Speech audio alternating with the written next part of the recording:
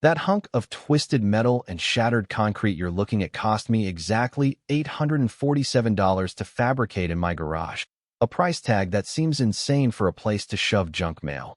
But what Patricia Vance, the self-proclaimed queen of Oakwood Haven, didn't realize when she took a sledgehammer to it was that she wasn't smashing a mailbox. She was triggering a federal trapdoor that I had spent 6 months meticulously wiring just for her. She destroyed it because she claimed my fescue was a fraction of an inch too rebellious. But in reality, she was trying to destroy me, a divorced dad just trying to put his life back together, not knowing that her petty vandalism was being recorded in 4K resolution with forensic audio that would eventually dismantle an embezzlement ring worth $250,000 and send her to federal prison. If you've ever had a neighbor who acted like they own the air you breathe, buckle up and drop a comment, because you are about to witness the systematic deconstruction of a suburban tyrant. My name is Elias Thorne, and 6 months ago, the only thing I wanted to fight was the silence in my new house after my marriage dissolved. I'm 45, an industrial electrician by trade, and when I bought this place in Oakwood Haven, a neighborhood where the lawns look like they've been manicured with laser levels and the silence is heavy with judgment, I thought I was buying peace. I was wrong, dead wrong, because 3 days after I unpacked my tools and the smell of fresh coffee finally started to replace the stale scent of moving boxes, I met Patricia. Imagine a woman who wears power suits to walk her dog, drives a pristine white Lexus with custom plates that read HOA, and possesses a smile that doesn't quite reach her eyes, stopping at the bridge of her nose like a cold front. She didn't welcome me. She processed me. She handed me a violation notice because my standard issue mailbox wasn't from the approved artisan list, a list that, purely by coincidence I'm sure, consisted solely of a vendor owned by her cousin, charging triple the market rate. I paid the $350 because I was tired, lonely, and just wanted to see my kids, Leo and Maya, on the weekends without drama, which was my first tactical error. By paying, I signaled weakness, and predators like Patricia feed on compliance like sharks feed on chum in the water. The harassment started as a slow drip, a torture of small things, like her Lexus idling outside my house at 7 a.m. every single morning, the engine humming a low threat as she scanned my property for the slightest deviation. My neighbor to the left, Mrs. Higgins, a sweet retired librarian who baked cookies to hide her trembling hands, whispered to me over the fence that I should just keep my head down, telling me horror stories of 3 other divorced men who had been bullied out of the neighborhood in the last 2 years. The pattern was so obvious it was almost insulting. Single men were targeted. Anyone who didn't fit the perfect nuclear family mold was squeezed until they popped, and Patricia was the vice. Then came the grass incident. The moment the Cold War turned hot. I had mowed my lawn to a perfect 2.5 inches, lush and green, only to find Patricia and 2 of her sycophant board members kneeling on my turf with a tape measure like they were investigating a homicide. She looked up at me, that synthetic sweetness dripping from her voice, and told me I was in violation of the 2-inch maximum, slapping me with a fine and a demand to cut it immediately. But here's the thing about electricians. We read the fine print. We live in the code. So I pulled the Oakwood Haven bylaws and found a clause stating measurements couldn't be taken within 72 hours of cutting to allow for shock recovery.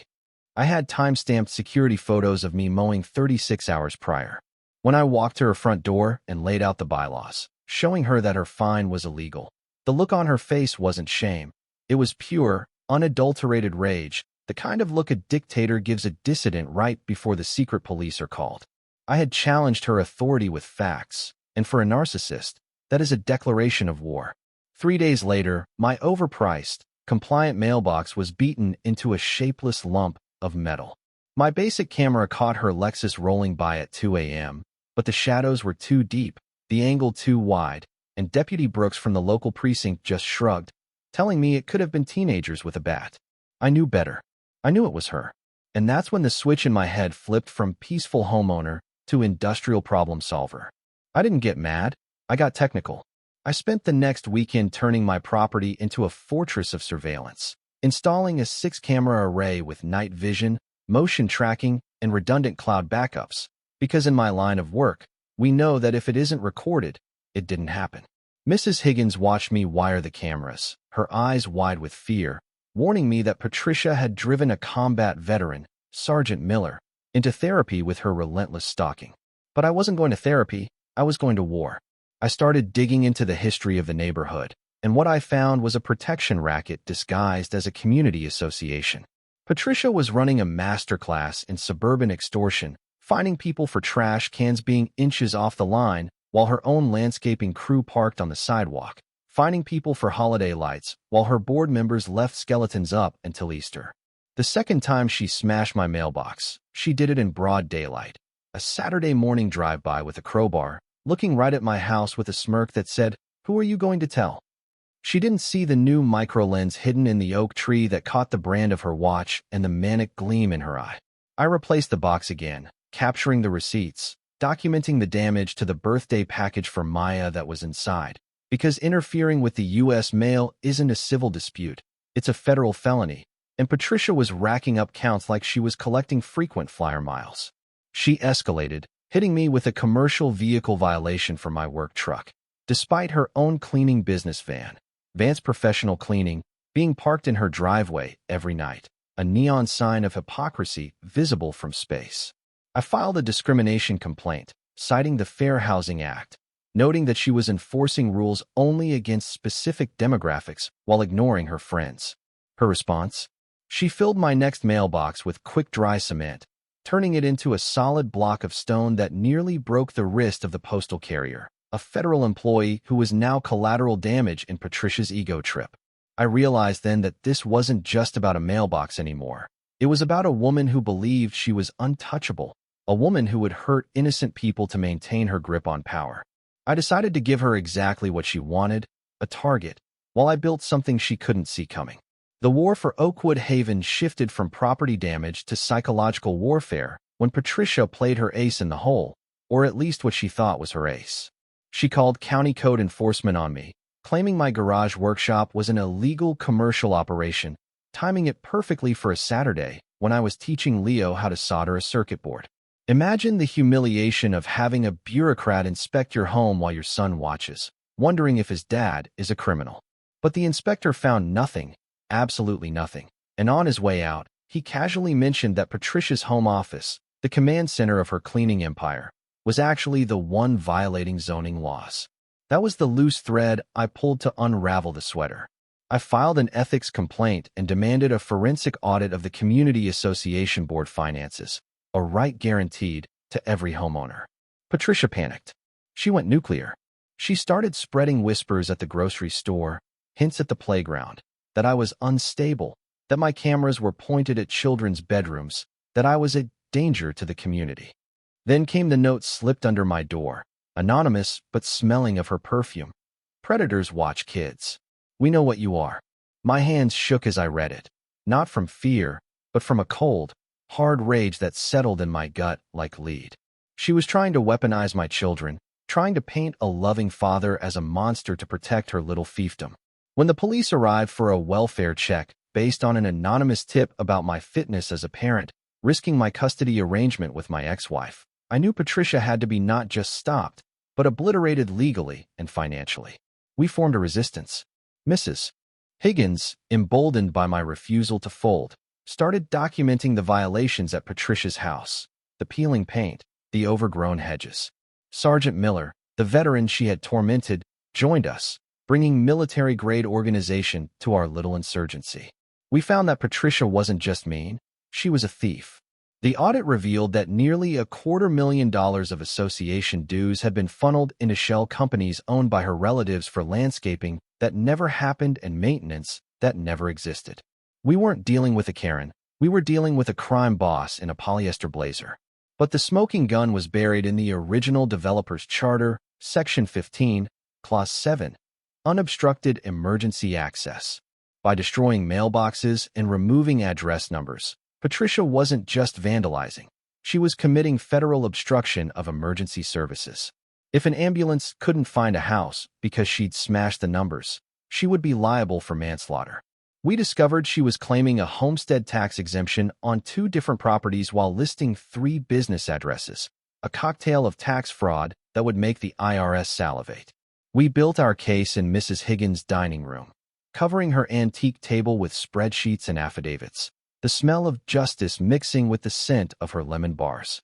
My lawyer, Julian Reed, a shark who specialized in destroying corrupt officials, looked at our evidence pile and actually smiled, telling us that Patricia's liability insurance wouldn't cover criminal acts, meaning every dime of damages would come out of her personal assets. We were going to bankrupt her. I decided to bait the trap one last time. I went on social media, posting about my final attempt at compliance, a custom-built, expensive mailbox that I was installing to meet community standards. In reality, I was fabricating a high-tech evidence-gathering station. I welded reinforced steel plating inside a standard shell, installed impact sensors, hidden microphones, and a GPS tracker. It looked like a mailbox, but it was built like a tank and wired like a spy satellite. Patricia, drunk on power and desperate to crush the uprising, took the bait. She recruited her adult son, Kyle, a man-child who still lived in her basement, to help her finish the job. Mrs. Higgins, wearing a wire provided by Sergeant Miller, captured Patricia in her kitchen telling Kyle, "We have to break him completely so the others don't get ideas." She was planning a conspiracy, soliciting a felony, and dragging her own son into the abyss. The tension in the neighborhood was electric. We knew they were coming. I briefed Leo and Maya, telling them that sometimes you have to stand up to bullies even if it's scary, and that their dad was fighting for the right to be safe in our own home. We coordinated with Deputy Brooks, who was sick of Patricia's waste of police resources, and he agreed to have a patrol unit on standby. Patricia tried one last desperate move, filing a false police report claiming I had threatened her with violence at the post office. She gave a tearful statement, an Oscar-worthy performance, until the police pulled security footage showing I was 20 miles away at a hospital job site at the exact time she claimed I cornered her. She was fabricating crimes, digging her hole deeper with every lie. It was Saturday morning. The sun was shining on Oakwood Haven. I stood by the window, my heart hammering against my ribs, watching the street. The sensors on the decoy mailbox were live. The cameras were recording to 3 separate cloud servers. 23 neighbors were randomly at the park across the street, watching. The stage was set for the final act of a tragedy Patricia had written for herself. At 9 a.m. sharp, Patricia's white Lexus tore around the corner, screeching into my driveway with the subtlety of a tank invasion. She wasn't hiding anymore. She jumped out, her face twisted into a mask of pure hate, screaming, "This ends today," loudly enough for the entire neighborhood to hear. Trailing behind her like a reluctant henchman was Kyle, dragging a heavy-duty sledgehammer and looking like he wanted to be anywhere else on Earth. The first swing of the hammer hit my reinforced decoy with a dull, metallic thunk that vibrated through the air. It didn't dent. It didn't buckle. It just stood there, a silent monolith of justice. Patricia, realizing her physical strength was failing, grabbed a crowbar and started hacking at it, screaming instructions to her son. "Hit it harder. Don't let him win." The hidden microphones picked up every panting breath, every command, every admission of guilt. "I've done this a dozen times, Kyle. Just break the damn thing," she yelled, confessing to a pattern of crimes on a recording that would be played in a federal courtroom. That was the signal. Deputy Brooks rolled up silently, blocking her SUV. A federal postal inspector, brought in by our mountain of evidence regarding the mail interference, stepped out of an unmarked sedan from the other direction. Patricia froze, the crowbar raised mid-swing, looking like a statue of vengeance that had suddenly realized it was made of glass. "Drop the weapon, Patricia," Deputy Brooks said, his voice calm, cutting through the morning air. The look on her face wasn't fear, it was confusion. She genuinely couldn't process that the laws applied to her. She started screaming about entrapment, about me baiting her, about how she was the president and she had the right to enforce standards. But as the handcuffs clicked around her wrists, a sound crisper and more satisfying than any birdsong, the neighbors who had been watching from the park started to clap. It began as a slow ripple and turned into a thunderous ovation. Kyle immediately folded, crying and telling the officers, "She made me do it. I didn't want to come." The aftermath was a blur of legal victories. Patricia was hit with 12 felony charges, including conspiracy, mail fraud, filing false police reports, and obstruction of justice. Because of the organized nature of the theft and the involvement of her family, the prosecutor threw in RICO charges, treating the Oakwood Haven board like the organized crime syndicate it was. She pleaded out to avoid a 20-year sentence, taking 18 months in federal prison and agreeing to pay $67,000 in restitution. But the sweetest victory wasn't the money. It was the day the new mailbox went up, a permanent one, installed during a block party where the neighbors actually spoke to each other without looking over their shoulders. Mrs. Higgins was elected the new board president and immediately slashed the rulebook from 200 pages to 20. Sergeant Miller took over the architectural review and approved everyone's requests in a single afternoon. The darkness that had hung over Oakwood Haven lifted. My electrical business exploded with referrals from neighbors who finally felt safe.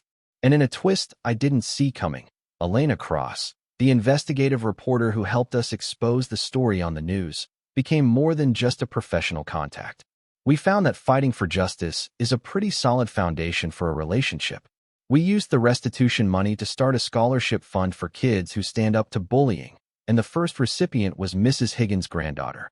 As I watched Patricia being led away that day, her power suit wrinkled and her legacy in ruins, I realized that she was right about one thing: standards matter.